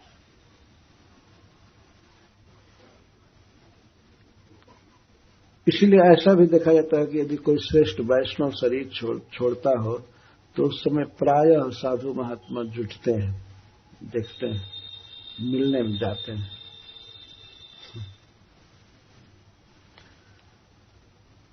मनुष्यों में ये सब मिलना जुलना स्वाभाविक रहता है, लेकिन अपने अपने स्वर्गे परमा प्रीति, अपने अपने स्थिति के अनुसार लोग दूसरे को प्रेमी मान करके उससे मिलते हैं, विदा करते हैं या रिसीव करते हैं। कि महाराज परीक्षित को विदा देने के लिए और श्रवण करने के लिए ऋषि लोग गए। तत्रूप जगमुह, वहां गए। कौन? भुवनम पुनाना, जो संपूर्ण विश्व को पवित्र करने वाले हैं, समर्थ हैं, ऐसे ऋषि मुनि सब गए, आए। महानुभावा, जिनका महान अनुभाव है, जो भगवान के बहुत प्रेमी हैं, ये सब ऋषि मुनि। मुनय सशिष्या, और जो भी आए अपने शिष्यों के साथ आए, शिष्यों के साथ आए। ये बहुत महत्वपूर्ण बात है। आजकल के तो मुनि लोग भी नहीं जाते हैं और न शिष्य को लाते हैं, बल्कि शिष्य को सिखा देते हैं कि वहां नहीं जाना चाहिए। ऐसे मुनि लोग हैं। मुनि लोग कह रहे नहीं, तुम अपने ड्यूटी में रहो, ये तो सब चलता ही रहता है, ये कथा कीर्तन से, तुम अपनी ड्यूटी करो,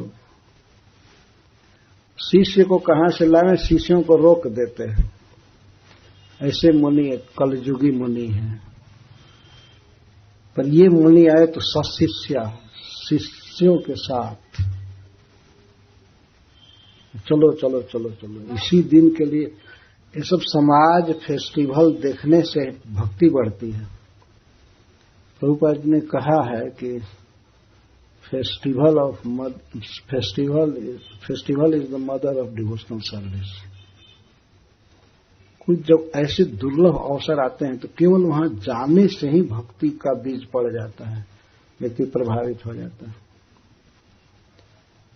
एक बार की बात है, एक लड़का गया था हमारे तरफ का, जमदूतिया का अवसर पर मथुरा जी। वहां के भीड़ को देख करके, ठंडा पानी और सब नहा रहे हैं 3 बजे भोर से, तो अभी भी भगवान से प्रेम करने वाले लोग इतना हैं। न ठंडा की परवाह नहीं है, सब नहा रहे हैं। अपार भीड़। इसको देख करके मन पर एक असर होता है कि वास्तव में भगवान सत्य हैं और भगवान से प्रेम करने वाले भी काफी लोग हैं। तो असर होता है, तो अपने भीतर, अपने मन में ये उत्साह बढ़ता है कि मैं भी भगवान की भक्ति करूंगा। देख करके कई ऐसे फेस्टिवल होते हैं, जैसे मायापुर का फेस्टिवल होता है इस्कॉन का, तो वहां देख करके स्त्रियों को, बच्चों को दूसरी स्त्रियां प्रभावित हो जाती हैं। ये ऐसे तिलक किए हैं, माला झोली लेकर के भजन कर रहे हैं। जब हजारों आदमी को कोई देखता है तो बिना प्रीच किए ही प्रीचिंग हो जाती है। देखने का ऐसा प्रभाव होता है। भगवान का कीर्तन हो रहा हो, हजारों भक्त झूम रहे हैं, गा रहे हैं, तो कौन ऐसा पत्थर हृदय होगा जिसका हृदय पिघल नहीं जाएगा। वृंदावन में श्री कृष्ण बड़ा मंदिर में कोई जाए, भगवान का श्रृंगार देख करके कौन नहीं बदल जाता है। महापक्का ईश्वर द्रोही नास्तिक, भगवान के शरीर को स्वीकार नहीं करने, अंग को स्वीकार नहीं करने वाला व्यक्ति भी एक बार तो डोल जाता है कि भगवान इतना सुंदर है, इनका इतना सुंदर श्रृंगार हो सकता है। इसीलिए ये सब दृश्यों को देखने जाना चाहिए। जहां वैष्णवों का समाज जुटता है वहां जाना चाहिए, और इसके विपरीत नन वैष्णवों का समाज है तो नहीं जाना चाहिए, नहीं तो उनका प्रभाव पड़ जाएगा वो संख्या देख करके।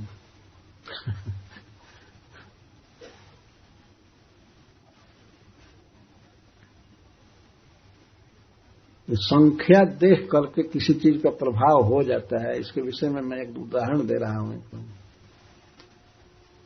हमारे गांव की बात है, एक बार कुछ लड़कों ने और कुछ सियाने लोग भी एक आदमी के गन्ने के खेत से कुछ गन्ना तोड़े। गन्ना समझते हैं ना, इक्षु, एक तोड़े। तब तक खेत वाला वो गन्ने के खेत में ही था। आवाज हुई तोड़ने की, तो ये लोग गन्ना छोड़ छाड़ करके भागे। गन्ना छोड़ करके भागे, तो भागे जा रहे थे। तो एक आदमी, वो बूढ़े आदमी थे और गाय चरा रहे थे कुछ दूर गन्ना। तो वे उन लोगों को भागते देखे तो वे भी भागने लगे। तो गन्ने वाले को बहुत हंसी आई। ये लोग तो भाग रहे थे डर करके कि वो मारेगा, तो इनके पिता से कहेगा ऐसे। तो गन्ना वाला पूछता है कि वो भोजपुरी में पूछा, तू तो उख तोड़ने ना रहा, तू कहीं भागा तड़ा? तुम तो गन्ना तोड़े नहीं, तुम कैसे भाग रहे हो? तो वो कहते, सब भाग रहे हैं तो हम भी क्या करें, हम भी भाग रहे हैं। कोई 10-12 लड़के केवल भाग रहे थे, तो सब भाग रहे थे, इसीलिए मैं भागने लगा। जब 10-12 व्यक्ति के इस परेड का असर हो सकता है। वो भाग रहे थे तो तू भी भाग रहे। तो हजारों हजार व्यक्ति जब हरि नाम कीर्तन कर रहे हों, तिलक लगाए हों, माला झोली रखे हों, तो क्यों नहीं उसका प्रभाव होगा। इसलिए ऐसे समाज में ऐसे अवसर पर भाग लेना चाहिए। तो वहां सब ऋषि मुनि आए, जिनके विषय में शुद्ध गोस्वामी कहते हैं भुवनम पुनाना, विश्व को पवित्र करने वाले महात्मा जन, वैष्णव जन सब आए, मुनि लोग। सशिष्या, शिष्य सहिता, शिष्यों के साथ आए। प्रायण तीर्थाभिगमापदेश स्वयं ही तीर्थानि पुनन्ति संत। तीर्थ यात्रा एक बहाना रहता है महात्माओं का। कहां जा रहे हैं तो तीर्थ में जा रहे हैं, लेकिन वास्तव में तीर्थ भ्रमण करने से, यात्रा करने के पीछे उनकी इच्छा क्या रहती है कि उस तीर्थ में भगवान का कीर्तन मिलेगा, भगवान की कथा मिलेगी, वैष्णवों का संग मिलेगा। क्योंकि वैष्णव लोग तीर्थ में ही रहते हैं ना, भगवान के धाम में रहते हैं। भगवान जहां रहे हैं जिस लीला भूमि में, तो वे अगर घर के काम धंधा से मुक्त हो गए, साधु हो गए, तो कहां जाएंगे? तीर्थ में जाएंगे, भगवान के धाम में जाएंगे। भगवान के भक्त ऐसे ही होते हैं। ये नहीं कि अगर फुर्सत मिली है और साधु हो गए तो चलें विदेश घूमें। तो किस लिए कि कुछ विशेष स्थान है, अचरज की चीजें हैं संसार में, वहां घूमेंगे। या अमेरिका वाले को छुट्टी मिली तो चलें ताजमहल घूम देख लें, या ये देख लें, या चाइना की दीवार देख लें। ऐसा होता है ना। ये महात्मा लोग भी तब, ये तो तीर्थ यात्रा का बहाना करते हैं। तीर्थ गमापदेश, ब्याज बहाना रहता है तीर्थ का, लेकिन वास्तव में जाते हैं भगवान के कथा कीर्तन के लिए, वैष्णवों के संग के लिए। तो जाते ही क्यों हैं? तो कहते हैं स्वयं ही तीर्थानि पुनन्ति संत। संत जाते हैं तीर्थों में, वैष्णव जाते हैं तो स्वयं ही तीर्थों को पवित्र कर देते हैं। अपने आप इतना पवित्र हैं कि गंगा जी को ही पवित्र करते हैं। ऐसा नहीं समझना चाहिए कि उनके मन में होता है कि मैं चलूं और गंगा को पवित्र करूंगी। मन में नहीं होता है। ऐसा दुर्भिमान उनके भीतर कैसे हो सकता है? भगवान के चरणों से निकली हुई गंगा जी को मैं पवित्र करूंगा। अगर ऐसा भाव किसी में आया तो वो तो राक्षस है, वास्तव में तो कोई वैष्णव नहीं है। लेकिन इस सूत गोस्वामी का उद्गार है कि वास्तव में उनमें इतनी शक्ति होती है कि वे तीर्थों को भी पवित्र कर दे। तीर्थी कुर्वन्ति तीर्थानि स्वांतस्थेन गदाधृता। और एक उदाहरण देते हैं कि गंगा जी भगवान को छोड़ करके भाग रही हैं, और वैष्णव तो कहीं जन्म लिए हैं और घर द्वार या और स्वधर्म छोड़कर भगवान के चरणों की तरफ भागते हैं। भगवान के चरण को पाना चाहते हैं, और गंगा जी चरण छोड़ करके भाग रही हैं।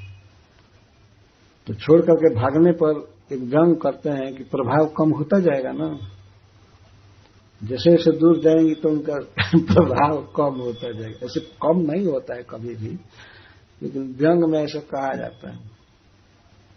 तो एक किसी देश में, गांव में जन्म लिया और वहां से भाग रहा है विष्णु चरण की तरफ, भगवान के चरण की तरफ, और एक का जन्म हुआ है चरण से, वो भाग रही है दुनिया में इधर उधर, और वही पहाड़ पर माथा पटक रही है ये गंगा जी। तो वास्तव में वैष्णवों के, भगवान के भक्तों के जाने से तीर्थ सुतीर्थ हो जाते हैं। पर वैष्णव में ये भावना नहीं होती है कि मैं पवित्र करूं। वो तो अपने को बहुत हीन समझते हैं, दीन समझते हैं। मैं गंगा जी में स्नान करूंगा तो मेरा पाप कटेगा, भगवान में मन लगेगा, इसके लिए जाते हैं। परंतु सूत गोस्वामी जैसे समीक्षक यदि बोलेगा तो यही कहेगा ना, ये संत जन स्वयं ही तीर्थों को पवित्र कर देते हैं। इस सूत गोस्वामी का उद्गार है, न कि साधुओं की ये मानसिकता है। इसीलिए वे आए। कौन कौन लोग आए? श्री सूत गोस्वामी नाम गिना रहे हैं। जैसे ये विश्व को पवित्र करते हैं, तो इनका नाम लेने से भी व्यक्ति पवित्र हो जाता है और सुनने से। अत्रिर वशिष्ठ च्यवनः शरद्वान अरिष्ट नेमिर भृगुरंगिराश्च पराशरो गाधिसुतोऽथ राम उतथ्य इंद्र प्रमदेद्म बाहो मेधा तिथिर्देवल आष्टिसेणो भारद्वाजो गौतमः पिप्पलादः मैत्रेय और वह कवशः कुंभजोनि द्वैपायनो भगवान नारदश्च अन्ये च देवर्षि ब्रह्मर्षि वर्जः राजर्षि वर्जा अरुणादयश्च नानार्षेय प्रवरान् समेतान् अभ्यर्च्य राजा शिरसा बवंदे। ऋषियों में से कुछ का नाम है यहाँ अत्रि। सूत गोस्वामी अल्फाबेट के अनुसार ही नाम रख रहे हैं। अत्रि। अत्रि ऋषि एक बहुत ही प्रसिद्ध ऋषि हैं और ये जन्मेजय के सर्प यज्ञ में भी थे। श्रीमद् भागवतम में सुने, जो भागवतम में आए हैं महाराज परीक्षित के पास, उन ऋषियों का नाम है अत्रि। ऋषि के 3 पुत्र हुए, भगवान दत्तात्रेय, दुर्वासा जी और सोम। तीनों देवताओं से, तीनों ईश्वरों से 3 जन्म लिए थे। माता अनसुईया के भजन के प्रभाव से। तो अनसुईया इनकी धर्म पत्नी है अत्रि जी की, और इसी वंश में भगवान श्री कृष्ण का जन्म हुआ है। इसी में बाद में चल करके जदु महाराज हुए, और ये महाराज युधिष्ठिर के यज्ञ में भी रहे हैं, राजसूय यज्ञ में। और अर्जुन का जब जन्म हुआ था वन में, उस उत्सव में भी ये भाग लिए थे अत्रि जी। बहुत प्रसिद्ध ऋषि। श्रीमद् भागवतम सुनने के लिए अत्रि जी आए।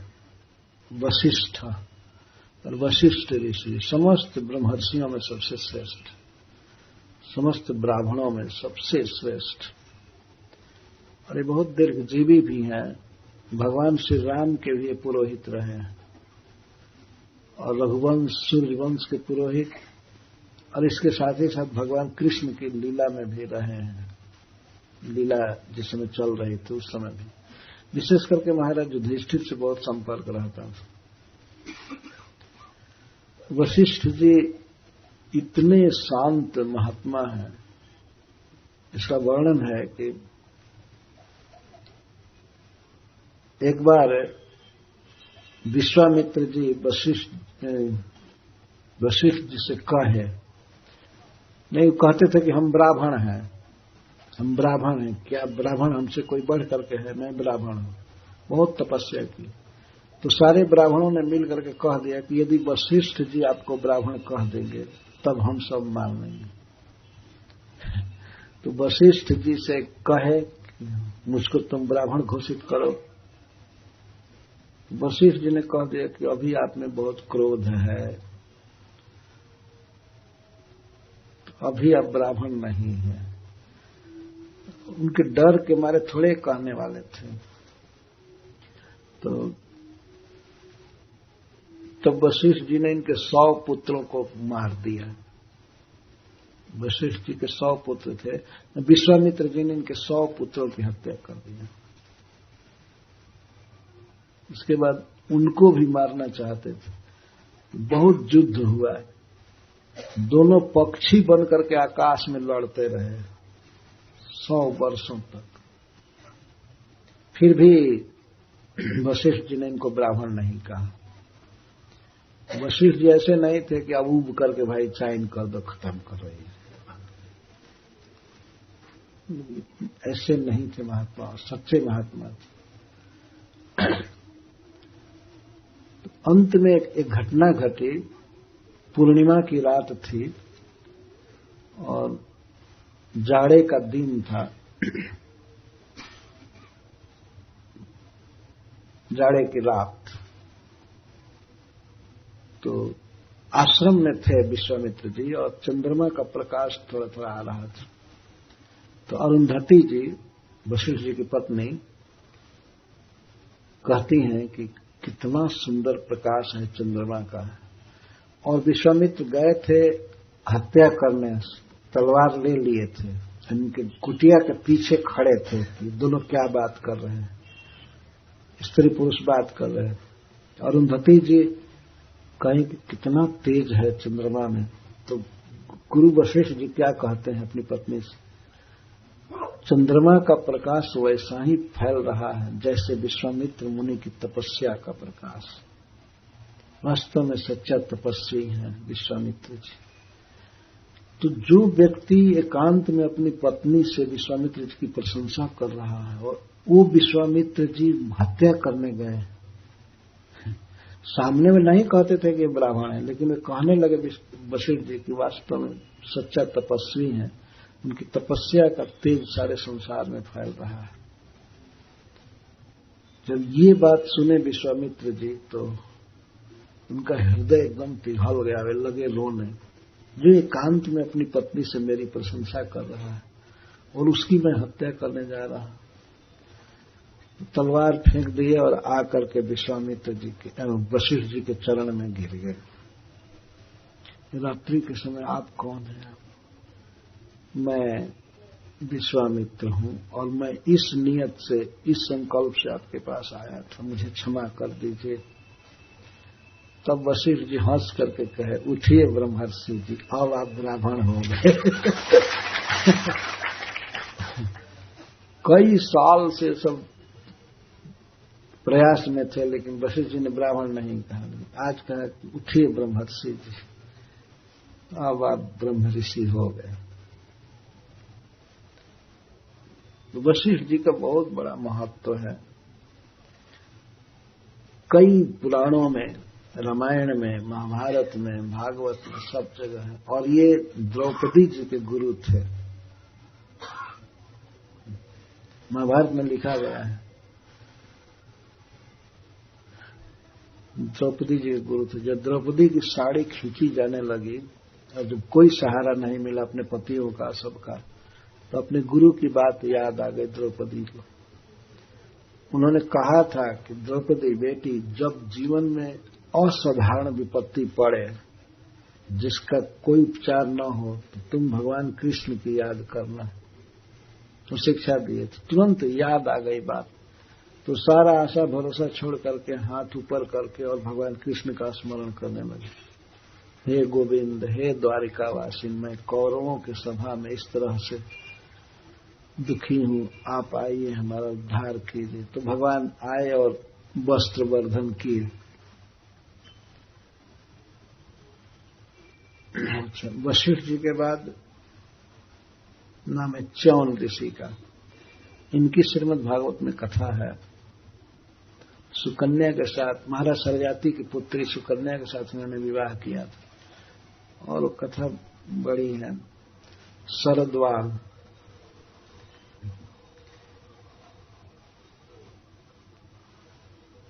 अरिष्ट नेमि, सब ऋषियों के नाम है। भृगु, भृगु जी के बारे में आप जानते ही हैं, ये ब्रह्मा जी के पुत्र हैं और भगवान की परीक्षा लेने गए थे।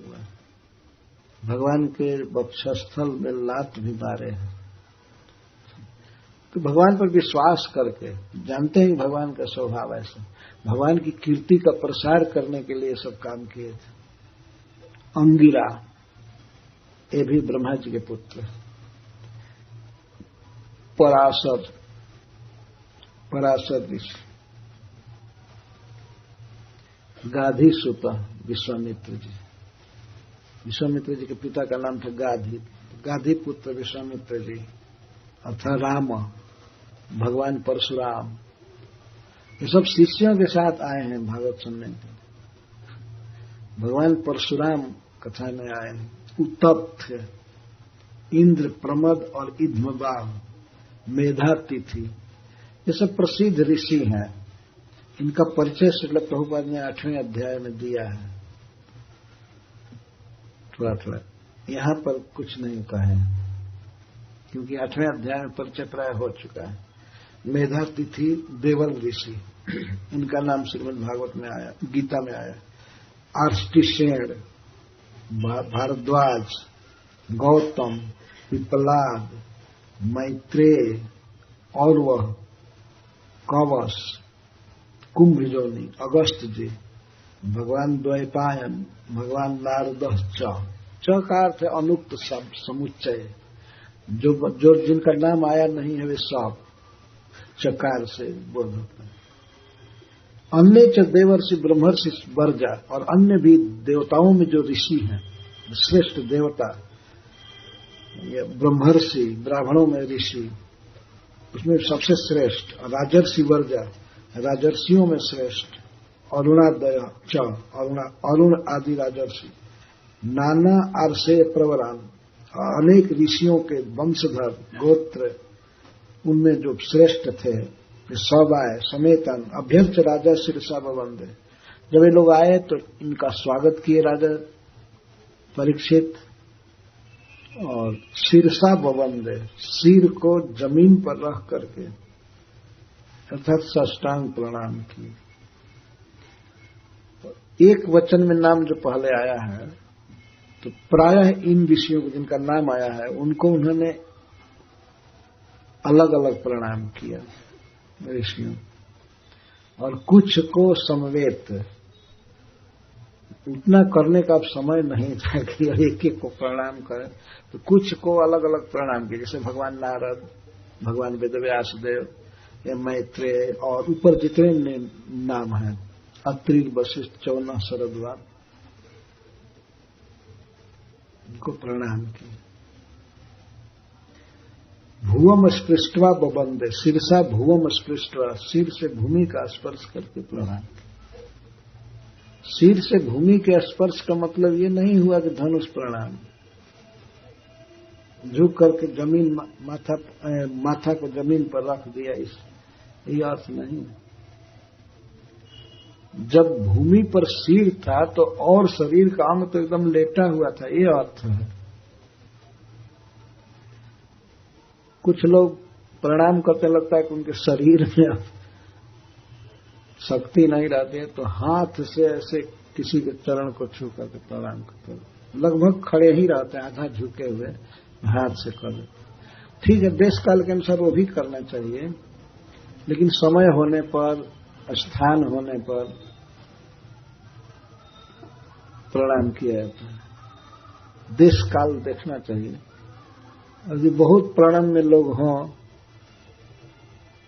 तो एक साष्टांग से सबको कर दिया जाता है। एक साधु अयोध्या के थे, तो प्रणाम कर थके थे, चलते चलते वृंदावन में थक गए थे, तो कृष्ण बलराम और राधा श्याम सुंदर और गौर निताई को प्रणाम करने आए। तो एक प्रणाम करके कहते हैं, तीनों बांट लीजिएगा, मैं एक ही में कर रहा हूं, जो भी हो इसका। अरे तीनों ड्यूटी बांट लीजिएगा प्रणाम, एक प्रणाम में। परिक्रमा करके आए और फिर अब 3-3 दंडवत कर रहे।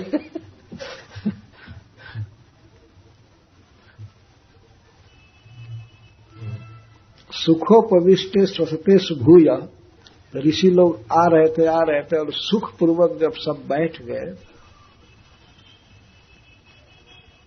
आराम से बैठ गए, सुख उपविष्ट, सुखेन उपविष्ट इति अर्थ, सुख से बैठ गए, तो कृत प्रणाम स्वचिकित्सितम, जब तो महाराज परीक्षित फिर से प्रणाम किए। क्यों प्रणाम किए फिर से? भूयः कृत प्रणाम। तो श्रीधर स्वामी जी लिखते हैं कि उनके आने पर प्रणाम किए, ये धर्म था प्रणाम करना, अब कुछ पूछने के लिए प्रणाम कर रहे हैं। पूछने से पहले भी प्रणाम करना चाहिए, ये नहीं कि उंगली दिखा दे, आई हैव वन क्वेश्चन, ये विधि नहीं है। ये त्रिशूल जैसे प्रश्न करने के पहले प्रणाम करना चाहिए। भगवान ने बताया गीता में, तद विधि प्रणिपातेन परिप्रश्नेन सेवया, उपदेक्षन्ते ज्ञानम ज्ञानी नस्तत्व दर्शन। कुछ लोग तो ऐसे मिल जाते हैं कि कथा कह करके चलिए तो रास्ते में कहते हैं एक प्रश्न है हमारा, इतना जीव उबता है हम लोगों का, ये क्या पूछ रहा है। तो प्रश्न पूछने का प्रकार बता रहे हैं सूत जी की। महाराज परीक्षित फिर से प्रणाम किए, क्योंकि स्वचिकित्सकम जब अपनी चिकित्सा के विषय में पूछना चाहते थे कि हम अनशन किए हैं, ये निर्णय किए हैं कि हम यहाँ भगवान का जप करेंगे, ध्यान करेंगे, ठीक है कि नहीं, हम आपसे पूछ रहे हैं। या क्या पूछे वे आगे बोलेंगे 4 श्लोकों में, 4 श्लोकों में बोलेंगे। विज्ञापयामास विविक्त चेता उपस्थितोग्रे अधिगृहीत पाणी। तो अपने मन के बात को बोले, उनका हृदय बहुत शुद्ध था। उपस्थित अग्रे, सभी ऋषियों के बिल्कुल सामने आकर के झुक करके हाथ जोड़ करके अभिगृहीत पाणी, अपने दोनों हाथों को अभिगृहीत माने संयोजित किए।